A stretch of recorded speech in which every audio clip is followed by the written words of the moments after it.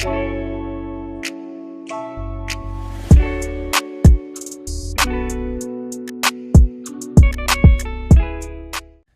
is it going, Bears fans? Welcome back to another episode of the Bear Down podcast, where we talk everything Bears every day of the week.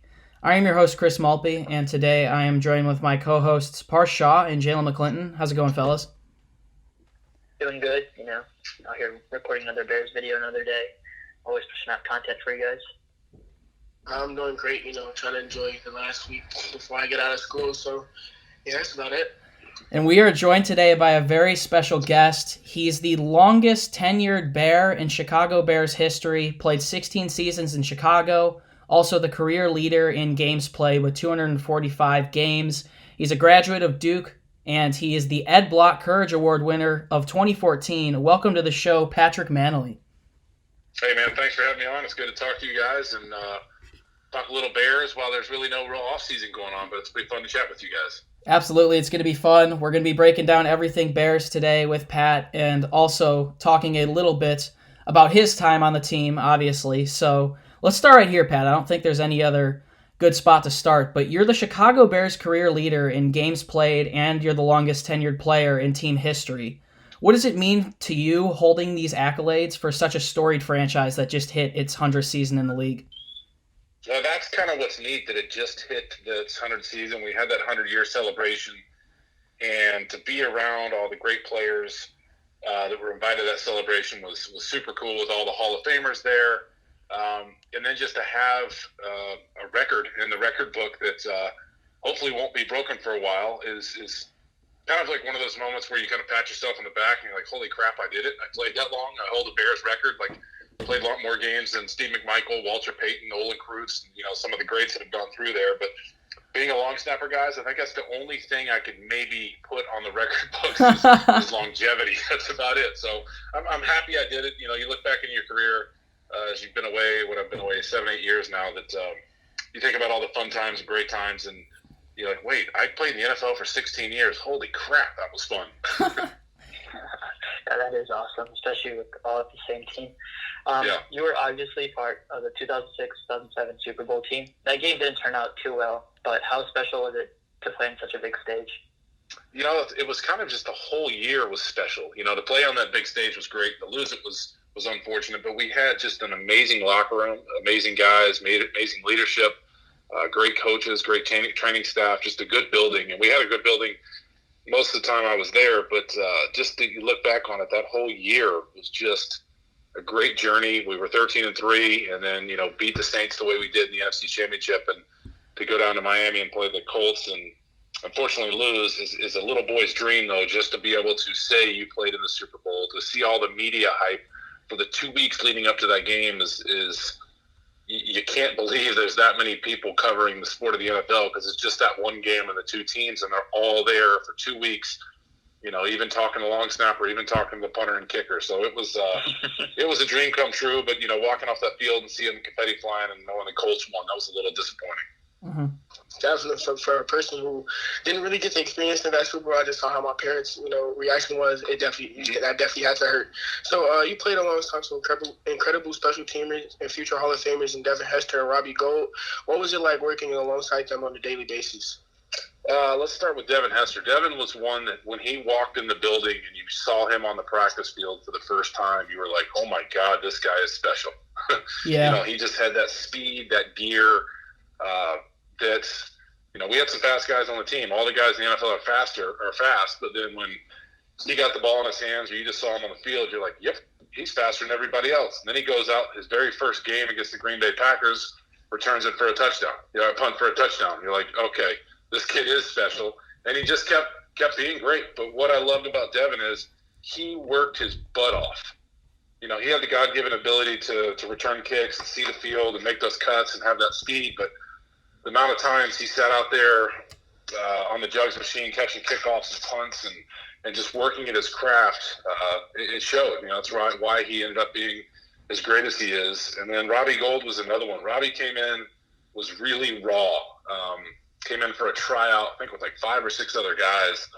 And Brad Mann and I looked at each other and were like, this kid's pretty good, but he's just raw. And Robbie, his greatest attribute is his hard work.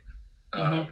I've never seen a kicker or special teams player work as hard as him, and he still does, and that's why he's still playing and kicking at a very high level and still in great shape. And I guess the two biggest things about those two guys is how hard they worked, and then obviously with God-given ability to get to where they were, but they were just fun to work with every day. Great to call them friends, and I hope to God Devin Hester gets in the Hall of Fame. You would think that he would, Yeah, he should. 20 total return touchdowns for him, and he was also just named to the NFL 100th anniversary all-time team.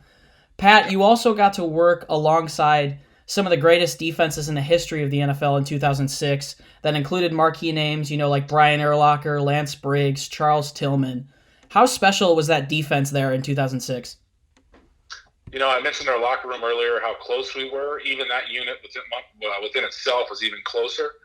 But what was amazing about these guys, was they had fun, like ultimate fun playing football. You think sometimes football is going to be hard and you got to go hit somebody and growl at them and do all that stuff. Brian Urlacher would light somebody up and just start laughing at them. Lance Briggs laughed all the time when they played. I mean, they would laugh at each other when they made big plays, and Charles Tillman was right there with them, Mike Brown. It was just fun to watch those guys work because they had fun doing it. It wasn't going out to practice and, they worked their tail off, but they smiled while they did it. And that just kind of was odd to me. Going through high school and college, it always seemed like you had to grind and have that growl on your face. But not these guys, man. They played differently. Jerry Angelo put together a great group of guys that all kind of had that same personality, and it worked for us, and they were fun to watch. They won a lot of football games for us. Unfortunately, our offense wasn't as good as they were, but did their job in 2006. Had a really good year that year, but that defense was special. Yeah, that was a lot of fun to watch. I was a little bit older. I was really young at the time, but I was still something I look back at all the time. You wore jersey number 65 throughout your time in Chicago and also at Duke. Is there a deeper meaning to that number? No, I was 55. There's a meaning to the number. I was 55 in college, and then I was 75 in high school. So when I got drafted, I was the last pick, in the 6th round. So there's a limited number of numbers you can pick from. So Tony Medlin, the equipment manager, sent me, I think, 4 or 5 numbers and said, which one do you want? And I said, you know what? Let's go with 65 because it was available, 1. But 2, because I had 75, 55, and 65. I just thought it'd be neat to have. Interesting. 5 is the last number for all three levels. And it just, it was kind of really, I only took it because it was the only one available. The only other one I was going to take was 70. But I just didn't think that looked right. Okay. So my next question is, you went to Duke for college, and that's a school that's typically known for their basketball. After doing some research, we found out that you were a student at the same time as NBA players like Shane Battier and Elton Brand. Were you a big basketball fan in college?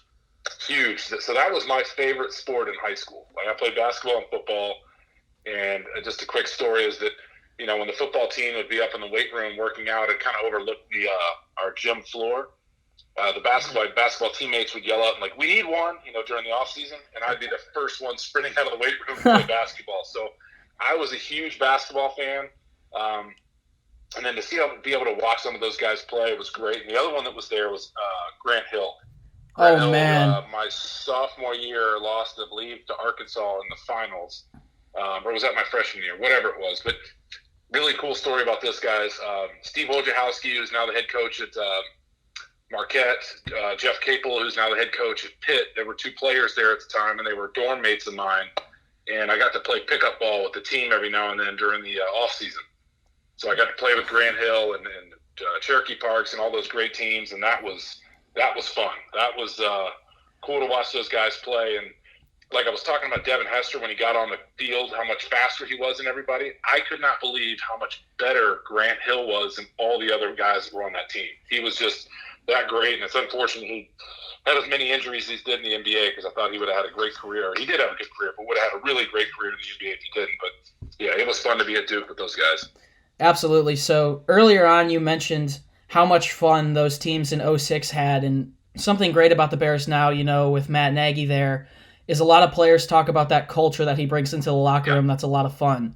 So looking at the Bears' most recent history, in 2018, they make the playoffs, finishing 12-4. Obviously a little bit of a down year in 2019, but they look to bounce back here in 2020. So what are your thoughts on the current team that they've built? Yeah, I expect them to bounce back. That first year Matt Nagy got there was kind of one of those years where everything just came together. There weren't that many injuries. Everybody played well. And like you said, it's cool because I've talked to a lot of the guys. They talk about Matt Nagy like we did Lovie Smith. Like we just really respected him, loved going into Hallis Hall every day and working. And I think that's very important because it's a lot of long hours at Hallis Hall, and you want to be there. And he makes it fun, and he makes guys care about each other, guys care about the coaching staff. And I'm very happy to hear that. Obviously last year ending up 8-8 was not what they wanted. I thought they came into the year a little cocky and arrogant. Guys, kind of running their mouth a little bit during training camp how great they're going to be. And I think you can do that to a point because you need to be confident, but you also need to be realistic and say, hey, listen, you still got to put the hard work in because it took a lot of hard work to get 12-4. But their defense, I think, again, can be that strength. And if they can stay, decent with their injuries, they can definitely get back to the playoffs. And I can't wait to watch this team play. And then I'm sure you guys are going to ask about Mitch Trubisky and Nick Foles, and I'm really interested to see it. Hopefully they can get on the practice field sooner than later with what's going on right now to let that competition start and let the best player, win the job. Yeah, we're all looking forward to that. Hopefully training camp and stuff can start back on time. Mm-hmm. So going back to your childhood, you were born in Atlanta, Georgia, and grew up in a time where Deion Sanders was very popular down there. Did you grow up as a Falcons fan? I did not at all. So down in Atlanta, back when I was born in '75, the 80s Falcons were terrible. Yeah. Yeah.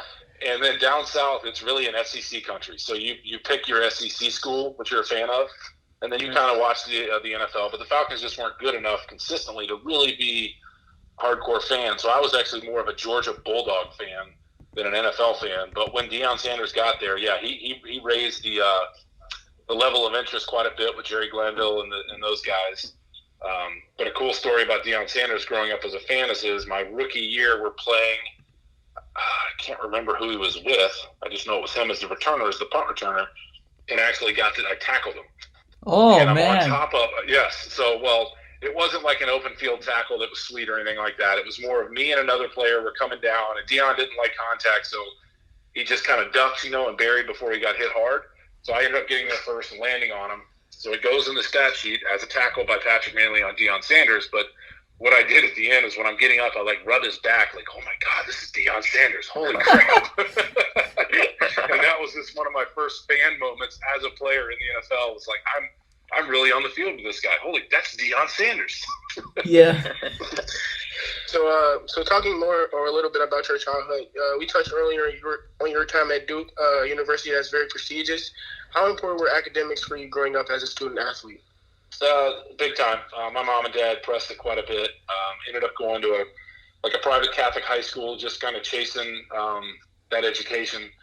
And when I took my 4 visits for college, I went Boston College, University of Georgia, who I was a big fan of, Duke, and North Carolina. And I have an older brother who played at Notre Dame, who's 5 years older, so he went through the recruiting process as a highly recruited player, much more so than I was coming out. But I kind of understood how the process went. And when I was going through it, my dad gave me some great advice that the bells will go off in your head where you fit. He meant that by the campus, the whole school community. And Duke was my last visit, and I'm like, the bells are going off in my head. And mostly the reason why was because academics, just to be able to walk that campus and at the end of 4 years say I'm a Duke graduate. That was prideful for me to be able to go there and get that degree. And I wasn't planning on playing in the NFL. I just thought that if I could get that piece of paper from Duke, maybe that would open some more doors for me. And loved my time there. It's a special place. Yeah, so, we recently spoke about Deion Sanders, Robbie Gould, Devin Hester, and we recently had Pat Scales on the show, which is kind of ironic, I guess the heir to your seat there as the long snapper. And when he came on, he didn't have much to say to this question, but he told us he didn't really grow up watching special teamers in specific. But do you have a favorite special teamer or a favorite player growing up? So I did watch special teams because, like I mentioned, my brother went to Notre Dame, and he came back after his freshman year trying to get on the field sooner. So we were out in the front yard long snapping, and I was going into 8th grade. So I kind of took pride in being a long snapper. So I would watch NFL long snappers, and at that time, most of them were linemen, backup linemen, centers, linebackers, tight ends, those backup guys that did it. So I watched them quite a bit. Like Harper LaBelle was the long snapper for the Falcons. Adam Shriver was the came in after him for the Falcons. Dale Hillis, like all these guys, Dan Turk. So Trey Junkin. So I actually became a fan of all the long snappers. There wasn't one that I liked. I just tried to watch as much of them as I could and try to help me become better at my craft. Mm-hmm. And then as far as my favorite NFL player, I was 10 in 1985, and that's obviously when the Bears were the Bears. So the Falcons being terrible, the Bears were on every weekend. You read about them, saw them on TV shows and all that stuff. So the Bears were my favorite team, and obviously it was Walter Payton. And that guy was just, every Sunday he played and they showed highlights, the following night or the Monday, it was the Walter Payton show. And that guy just, he was unbelievable. He was fun to watch in the league for sure. So after your time in the league ended, you created Long Snapper IPA. How did that journey begin? I like cold beer. Yeah. And I just always thought the name Long Snapper would be a cool name for a beer. If you're sitting in the bar and you're like, hey, bartender, I'll take another Long Snapper. And I've just mentioned that to a few friends. I'm like, run with it. Try to get it worked out. So I kind of sat on it for a couple of years and waited for the right opportunity to come around. And I have a good buddy who owns Timothy O'Toole's, the O'Toole's franchise, and I kind of bounced the idea off of him. And he said, do you want to go big? They're like a big beer maker. Do you want to go to somebody local, somebody you trust, blah, blah, blah. So he kind of gave me the idea to talk to Tighthead Brewery, which is in Mundelein, Illinois, which is about 6 minutes from my house. And I frequent there quite a bit and purchase their product and drink it, and got a chance to meet Bruce, the owner, and pitched the idea to him and sat down with his beer maker, and we came up with Long Snapper IPA, and it's a darn good beer. And what's kind of neat, guys, it takes 3 weeks to brew it, and after 3 weeks after we got done, when he said he was going to brew it, I went over to the brewery at like 10:30 on a Wednesday morning, and he's like, hey, come on over, it's ready to be tasted. And he hadn't tasted it yet either. He likes just to brew his beer, and he trusts his craft that it's going to be pretty good. And he pours a little taster, and, I've got like a hat on sitting on one side of the bar, and my eyes are looking down like, come on, this stuff better be good. This better be good. Yeah. And we both take a sip, and we look up at each other, and we're like, this is pretty damn good. So it worked out well, and it's just they brewed a great beer. And unfortunately, with what's going on with this pandemic, that it didn't get a chance to take that next step that we had out there to be playing, getting into golf courses, a bunch of other bars, and all that stuff. But once we get through all this, we'll get back on that plan, and hopefully it'll be in more people's hands. Mm-hmm. Definitely. So my next question is, one of the best things about playing football in Chicago is playing in the cold, especially in Soldier Field. What was it like playing alongside Lake Michigan, when during the winter? It's something it took a while to get used to. I remember the first very cold game that we had. They were playing the Packers in 1998. And growing up down south, I wasn't used to that cold like that. I remember having sleet on half of my helmet because it was blowing sideways. And I remember wiping off my helmet. I'm like, oh my God, this is cold. This is Chicago. And then just over the years of practicing at at Hallis Hall, you get kind of used to it. And then it is kind of fun to see a team like Atlanta come out when we played against Michael Vick. He looked like he was done. He didn't want to be there. And we ran all over him and kicked their butt. Tampa Bay never won in Chicago for many, many, many, many years because they didn't like playing in the cold. So it became an advantage for us, and it became a little bit of a mental advantage too. But being used to it and practicing it all the time, as the team got more veteran, it seemed easy.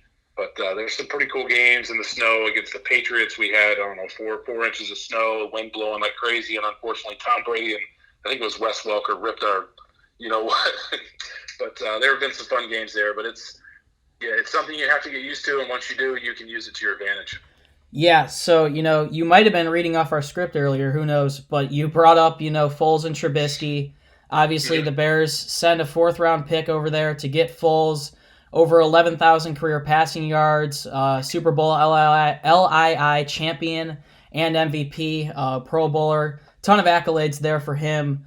Who do you think wins that quarterback competition? The in-house name with Trubisky, or someone coming in with a lot of familiarity on the offense in Nick Foles? Yeah, that's a tough question to answer because he's here for a reason, right? I mean, Mitch did not play well enough. Matt Nagy's kind of hinted to us or let us know that Mitch is not good enough to covered or reading defenses right now, and you have to be able to do that in Matt Nagy's offense, and we've seen that. And Mitch just struggles with his offense, not knowing the defenses. It's going to be hard for Nick not getting as many on-field reps with all these times right now where they're missing OTAs. But him being a veteran and being in the similar system in Philly and kind of understanding, or he was with him, Matt Nagy and KC is. He's been with Matt, so he knows the system a little bit. So that's going to help him a little bit. But he's here for a reason. So, we had an open competition between Jim Miller and Shane Matthews one year, and you kind of knew which way the coaches were leaning. You know what I mean? As a player, you kind of felt that they had their favorite, who they wanted to win the job. So it's hard to do to not let your team know who your favorite is. But he's here for a reason. That's what I'm saying. He's here for a reason. I think he's going to win the job. I really do, and I think it's because he's going to be able to master that offense a lot better and just be more of what Matt Nagy wants on the field. Makes sense. Oh, there you go. He put his prediction out there. That's probably going viral. Yeah. Long snapper is so going to my question. Long snapper is commonly overlooked by most football fans. What was the toughest part about playing that position? Having to be perfect every time. Oh so, my! You just can't miss. You're not allowed to miss. If you miss, your miss has to be one that looks okay to an average observer's eye. You know what I'm saying? So you can't throw one over the head. You can't throw it in the dirt. But just what I did enjoy, though, was the process of trying to be perfect every time. So I'm kind of weird like that. I enjoyed that I wanted to be perfect, and I understood that, you're going to fail every now and then, but just make sure the failure is not one going over the head or one going underneath his legs or something like that. But that's probably the hardest thing. And the second hardest thing is the transition from college to the pros, because the rules are different. So in college, all they have to do is long snap, and they can just bust it down the field. They don't have to block anybody. Well, in the pros now, you've got to snap and then vertical set back and block, some kid that was an all SEC linebacker or some DN that's a stud that knows how to rush the heck out of the passer. So that's probably the second hardest part. But just trying to be perfect every day on field goals and punts was difficult. I think we got that same exact answer from Scales. Like to a pin. Yeah, that's ridiculous. So you obviously played, 16 great years with Chicago. You played with a lot of teammates, a lot of different teammates. You mentioned like Devin Hester, Robbie Gould, Urlacher, and Briggs. What was your favorite teammate with the Bears? It's always Olin Kreutz. We came in together in 1998. I think he was a third-round draft pick, and I was a sixth-round draft pick, and he always would make the line or the joke. He's like, how does a little boy from Honolulu become friends with a kid from Marietta, Georgia? And it's like, you get drafted in the NFL, and it's just we spent 13 years together, I think, and I think grew an appreciation for each other, understanding that we both like to work hard. We both enjoyed football. We both enjoyed being good teammates. We both wanted to win. We both wanted to be the best we could. And just from there, we've become good friends. We play quite a bit of golf, and we do the pre- and post-game show together on 6-7 and Score and enjoy our time doing that. And I think we've just kind of just built a friendship that way, and I just really enjoyed playing with him because he's the hardest working guy I've ever been around. I said Robbie was, but Olin is the hardest working guy in Hallis Hall that I've ever seen. And, nobody could outwork Olin, so it just kind of raised your game quite a bit. All right, I hate to bring this up, but I have to. Obviously, we know how the 2018 season ended. I don't really like to talk about it. It's a sore subject for me, but having you come on, obviously this isn't a question we wanted to ask Pat Scales. But I was going to ask you, did you ask Pat Scales this question? No, we were like, we could not ask about that at all. No way. Just being a special teamer, obviously that was registered as a little bit of a block there, but what went wrong on that play? It was a low kick. It definitely was a low kick. He just pulled it a little bit and got quick. That's what I've heard from talking to other kicking experts and other kickers that have played. But in my opinion, it's a low kick. And I've obviously been on a lot of different field goal teams and worked with a lot of different kickers. But when you go back and look at the tape, the guy that blocked it, I believe, was 6'1", and I think he only has about 3 inches of vertical off the ground when he's touching the ball. Oh, man. And didn't get a whole lot of push on the offensive lineman. You know, you're always going to give up a little push because the offensive lineman's standing still and the other guy's coming right at him. But it was a low kick, and it was 43 yards and should not have been that low. And I think he looked like he got nervous, got quick, pulled it, and just hit it a little low, and that's unfortunate. And it's just stinks for the Bears, but I just wish he would have handled it differently the next day or whenever he went on the what was it, Today Show or whatever, which was I would not have been happy with that one. If you would like to find more stuff from Patrick, you can go over to his social medias at Mannelly on Instagram and also at Patrick Mannelly on Twitter. And if you want to see him play, you can obviously just look up, some highlights from the longest tenured Bear of all time. That was awesome, though. Thank you guys for tuning in. If you want more content from us, head over to beardown.com. We're posting columns, articles, and blogs on there every day. You can also follow our social media fan pages on Instagram. The links to those are down in the description, and you can also find the podcast on Instagram and Twitter at beardown. Parth, Jaylen McClinton, was that our best interview of all time? Oh, yeah, for sure. I mean, it was awesome talking to him. I didn't get to watch him play as much as I would have hoped because I was much younger at the time, but he just seems like a great guy to talk to. Great guy to have a cold beer with when I'm 21. It's definitely probably one of our best. Obviously we're going to have a lot of great more interviews, but definitely. That was awesome. We're super appreciative of Patrick for coming on. He had some great stories, and I'm sure you guys are going to love this one if you listen the whole way through.